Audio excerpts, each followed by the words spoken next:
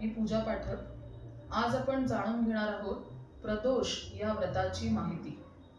प्रदोष हा व्रत आपल्या हिंदू पंचांगानुसार आणि धार्मिक मान्यतेनुसार अतिशय महत्त्वाचा दिवस आहे। प्रदोष हे व्रत सर्व लोकांसाठी करावयाचे विशेष व्रत आहे, जे दर महिन्याच्या कृष्ण आणि शुक्ल त्रयोदशीला केले जाते। यामध्ये सोमप्रदोष, शनिप्रदोष, रविप्रदोष अशा वेगवेगळ्या दिवसांप्रमाणेचे हे प्रदोष केले जातात। प्रदोषाच्या दिवशी सकाळी अंघोळ करून लवकर सगळ्या व्रत करणाऱ्या लोकांनी शिवाची पूजा करावी, त्याचप्रमाणे दिवसभर उपवास करावा आणि संध्याकाळी प्रदोष कालाच्या वेळी 2 तासाचा हा वेळ असतो। या वेळामध्ये तुम्ही कुठल्याही मंदिरात जाऊन पुन्हा एकदा स्नान करून तिथे शिवलिंगाची पूजा करावी।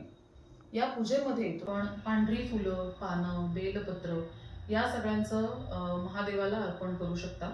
त्याचप्रमाणे संध्याकाळी घरी आल्यानंतर पूजा करून झाल्यानंतर हा उपवास सोडता येतो। उपवास सोडते वेळी पहिल्यांदी दही भाताचा नैवेद्य हा तुम्ही महादेवांना दाखवावा आणि त्यानंतर तुम्हीही उपवास सोडताना पहिले दही भाताचाच नैवेद्य घ्यावा। त्यामध्ये कोणत्याही प्रकारचे मीठ किंवा साखर हे घालू नये आणि दही भाताच्या नैवेद्यानंतर तुम्ही नॉर्मल आपण जे पोळी भाजी वरण भात खातो त्याचं ग्रहण करू शकता। या पूजेचे किंवा या व्रताचे महत्त्व असे आहे की हे व्रत नियमितपणे केल्यानंतर तुम्हाला महादेव आणि पार्वती यांचे विशेष वरदान प्राप्त होते किंवा त्यांचे आशीर्वाद प्राप्त होतात। त्याचप्रमाणे महिलांना संतान सुख प्राप्त होते।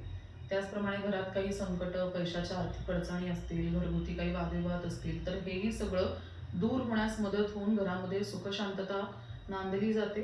त्याचप्रमाणे काही विशेष ग्रहयोग असतात जे त्रासदायक असतात, त्यांचाही प्रभाव या पूजेमुळे कमी होतो। धन्यवाद।